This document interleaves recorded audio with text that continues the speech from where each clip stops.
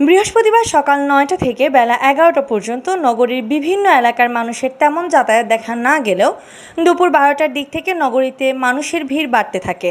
এতে নগরীর বিভিন্ন এলাকায় মানুষের চাপ বেড়ে যানজটের সৃষ্টি হয়। সিলেট নগরীর প্রায় সবকটি গুরুত্বপূর্ণ পয়েন্ট এলাকায় দীর্ঘ যানজট ও মানুষের ভিড় দেখা যায়। আর এসব স্থানে বেশিরভাগ লোকজনেরই স্বাস্থ্যবিধি মানতে দেখা যায়নি। নগরীতে বের হওয়া অধিকাংশ লোকজন জানালেন ঈদের বাজার করতে ঘর থেকে বের হয়েছেন তারা। অনেকে জানালেন ঈদ উপলক্ষে বাড়ি ফেরার কথা, কারো ছিল ব্যাংকে কাজ। বিকেলের দিকে সিলেট নগরীর প্রাণকেন্দ্র জিন্দাবাজার ও বন্দরবাজার মানুষের পা ফেলার জায়গা ছিল না। রাস্তা, মার্কেট, শপিং ও দোকানপাটে ছিল নারী পুরুষের উপচে পড়া ভিড়। এদিকে বৃহস্পতিবার সকাল থেকে সিলেটে চলাচল শুরু করেছে দূরপাল্লার গণপরিবহন। সকালে সিলেট থেকে চট্টগ্রাম ও ঢাকার উদ্দেশ্যে দুটি ট্রেন ছেড়ে গিয়েছে, তবে যাত্রী পরিবহন অর্ধেক নিশ্চিত করা হয়েছে বলে জানিয়েছেন সিলেটের রেল স্টেশনের ব্যবস্থাপক। অপরদিকে সকালে যাত্রীদের তেমন চাপ দেখা না গেলেও বেলা বাড়ার সঙ্গে সঙ্গে যাত্রী বেড়েছে সিলেটের দক্ষিণ সুরমার কেন্দ্রীয় বাস টার্মিনালে।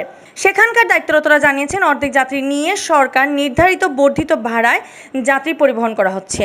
সেই সঙ্গে যাত্রীদের স্বাস্থ্যবিধি মেনে চলার আহ্বান জানানো হচ্ছে। আজ থেকে সর্বাত্মক লকডাউন শিথিলের ঘোষণায় অভ্যন্তরীণ রুটে ফ্লাইট চলাচল শুরু হয়েছে। বিমান বাংলাদেশ এয়ারলাইন্স ছাড়াও দুটি বেসরকারি এয়ারলাইন্স ফ্লাইট চালু রয়েছে।